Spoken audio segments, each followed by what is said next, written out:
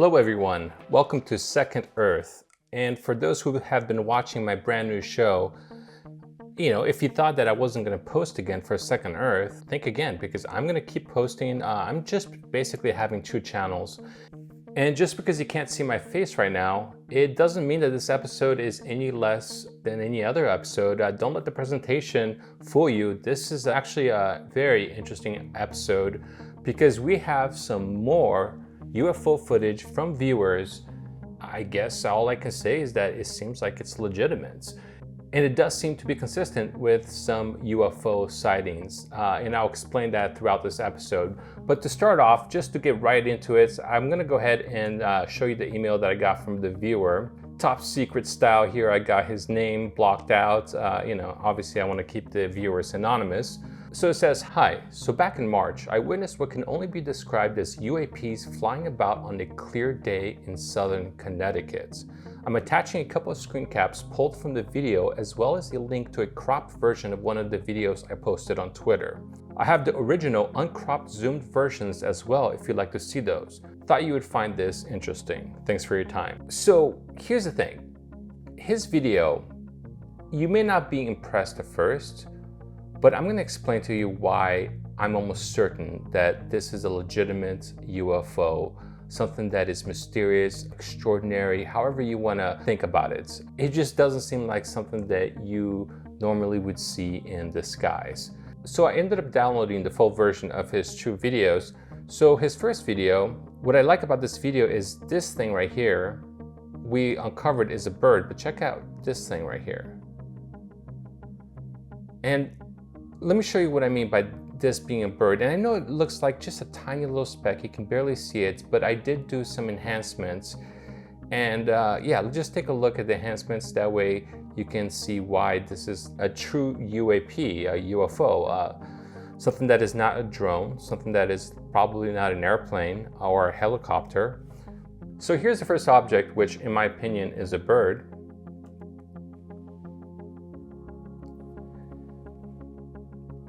And you can kind of see the wings and the way it's churning. And I ended up actually doing a comparison video. So let me show you how it compares to the actual video. Okay, so the reason why I'm showing you this particular version is I wanted to show you how the direction of this particular bird is actually in line with the direction of this moving object, or it's a bird is what I'm saying. It's not an object. And you see how the wings start turning right and it goes to the right side. And if I were to back up a little bit, you can kind of see it do a little circle, see? Kind of circles around and then starts doing its dive. And so, so this is a bird, but there is another object at the end of this video, which is right over here. And so what I ended up doing is I also made a comparison with that object. Okay, so here is a video of the object in question in comparison to the regular video.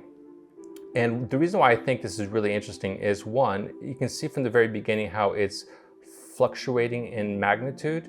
I mean, this type of magnitude change it's something. It is not something you would expect from a regular object. And then look at how it starts splitting over here.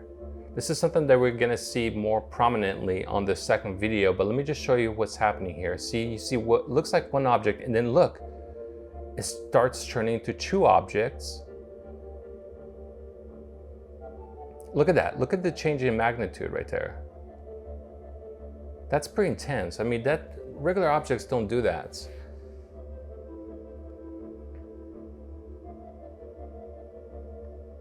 And look at that. That's incredible. You're telling me that this, which initially looks like this, then turns into this, that's something that is terrestrial? There's no way. This is actually indicative of UFOs. It's something that you see often, that UFOs look like they're one sphere, but then they end up being two spheres. Look, let me show you the comparison with that thing and the bird at the same time, so that way you can really see what's happening here. Okay, so you see the bird, you see the object over here. This is all happening at the exact same time. So obviously these are stabilized. The reason why I'm showing you this is look what happens right here. So notice how the bird and the object gets blurry at the exact same time. And this is just one of those little details that if somebody was to try to do CGI on this, like they would have to be very meticulous about, creating the blurs at the exact same time. They would have to have the objects independently moving while the camera is also tracking and shaking. It's not something that is exactly easy to do, even though this looks very simple and looks like just like a little speck in the sky. But the real reason why I don't think this is CGI is this. So I'm on a Mac right now, and when you go to Terminal, I ended up downloading a program for this Mac that allows me to see the XCF data, essentially the metadata of video files. And so if I just type here XCF tool, which is the program, and then I plug in the video, check this out. So here's the metadata. Obviously, I don't want to give away the GPS position, so I'm going to black that out. But the most important part here is the phone, Apple. It says model iPhone 8, and the software. The software is 14.41. So this basically is saying that this video was captured straight from his phone. There was no alternate programs, no software alterations. Unless he is super computer savvy and was able to essentially hack the XCF data, it does seem like this video was captured straight off his phone. And this is likely not CGI. So I know you can't see the GPS position, but I went in Google Earth just to double check if this video was exactly what the guy is claiming it is. And this is what I got from Google Earth. Here's a screenshot of where the GPS led me to. And if I can just kind of scoot this over and show you what's happening with the video. So let's look carefully here. Look at this little rooftop area on the side and this white house, and then there's a tree over here as well. So check this out. Here is that little roof area that kind of extends away from the house. Here is the white house, and here is the tree. The only difference is the tree actually has leaves, whereas on the video, whether it's autumn or winter, it doesn't have leaves, but the tree is there. It's the same location. So basically this UFO was captured north, a little bit northeast, but mostly north. So what I'm trying to do here by triangulating this position is to basically verify that this video was indeed exactly what the guy claimed it was.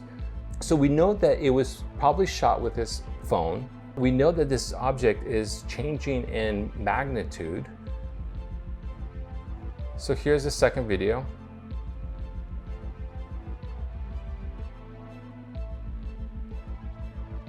And look, here's the thing about this object. The reason why I think this object is so unusual is basically because of the fluctuations of magnitude. I know it's difficult to see here, but the object fluctuated so much that I could not track this object. I literally had to hand track this object when I stabilized it, and let me show you what I'm talking about. So here I am trying to track the object, and look what happens when it changes magnitude. Boom, the object drops off. Did you see that? Look at that. So this type of change in magnitude, this is not normal. This is not something that you see with terrestrial objects, not to mention that this is like two little spheres. Let me show you another example right over here. Here's another point. I'm trying to track this thing. Boom, see? Look at that magnitude change. It's like almost explodes in brightness, and then I lose the tracker. And honestly, like with airplanes, with helicopters, with that bird, had no problem tracking. But with this particular object, I cannot track it. It's like, it's just doing a lot of funny things. It's splitting from 1 to 2. It's, quickly brightening and forcing my tracker to lose its position. It wasn't fun stabilizing it. It almost took me an hour to do it by hand, but it's okay. So here's a comparison video of the object with the actual footage itself. So take a look.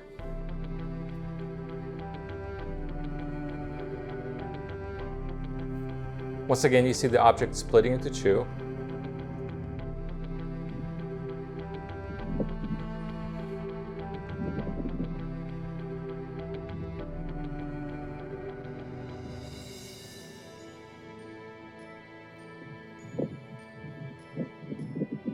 There it is again.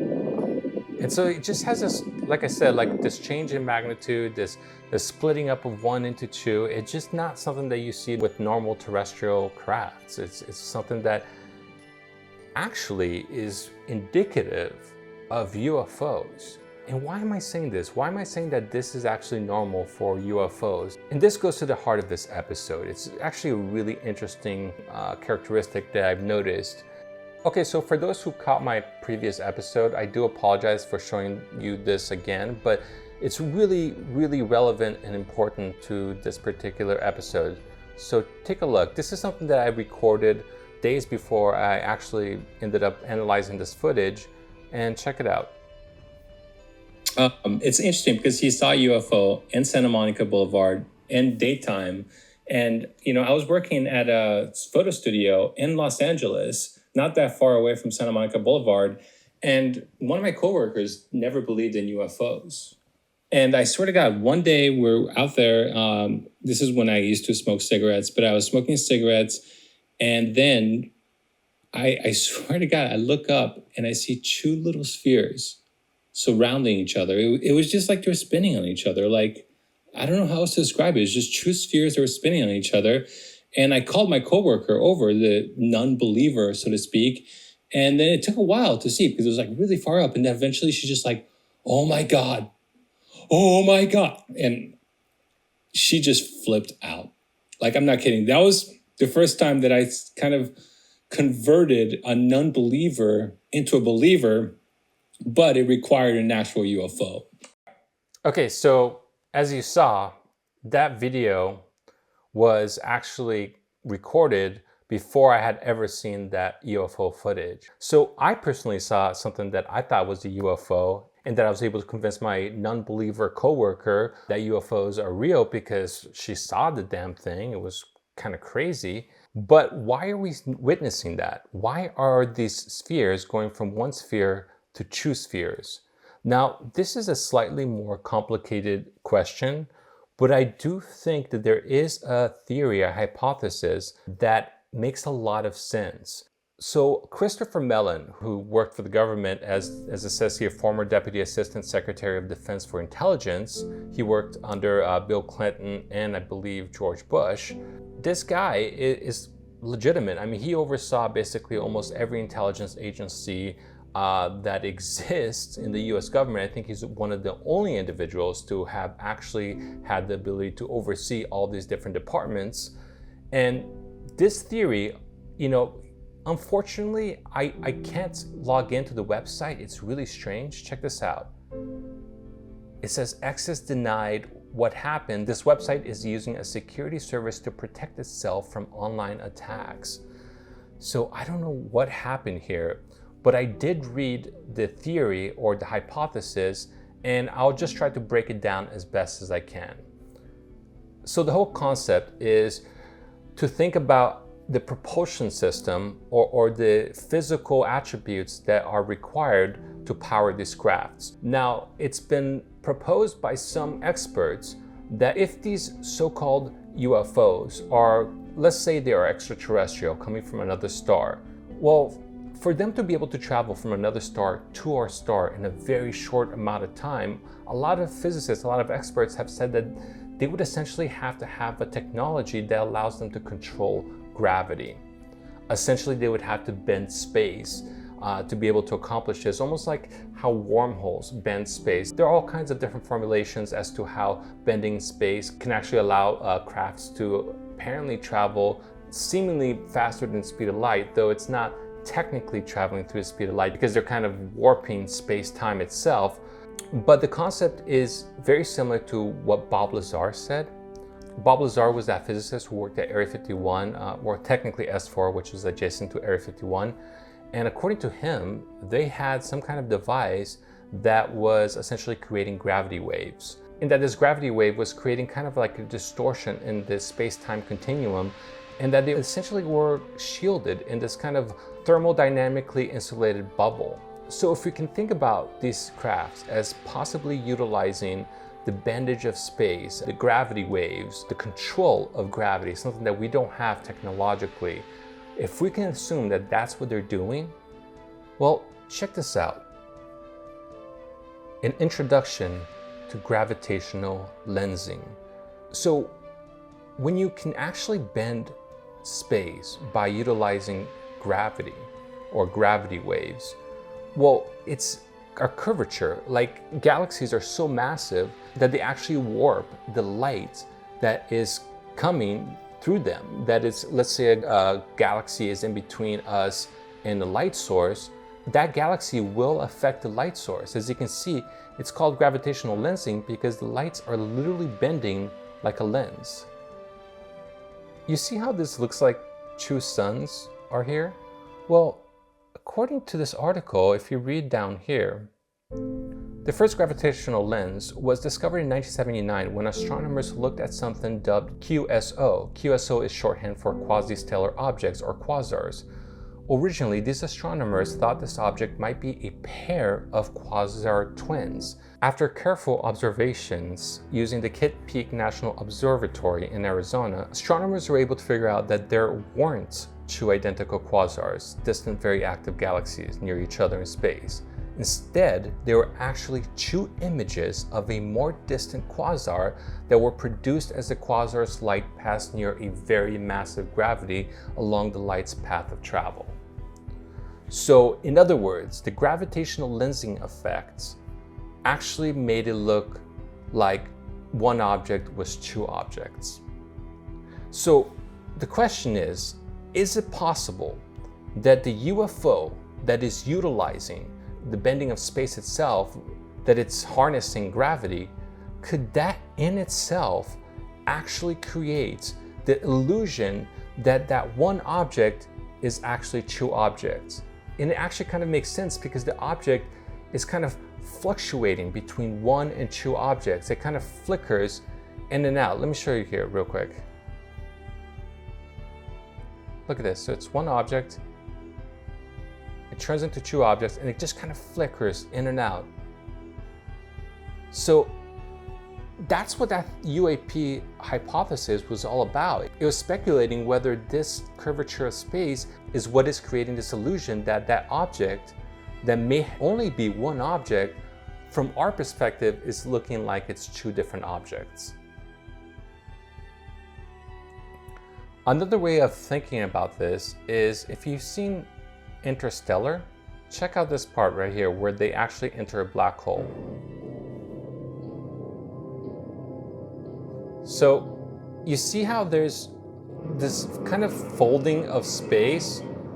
So a black hole is technically, it's like, you got to think of it like a disk, right? Like it's not supposed to be like three-dimensional where you see this vertical in this horizontal plane. I mean, theoretically, you know, if gravity wasn't affecting the bending of the lights, it should just be a flat thing. I mean, the geometry is a little bit complicated, but the idea is that this particular ring that we see on the vertical axis is actually the horizontal axis being bent upwards. And so this is another example of how gravity can essentially, look at this.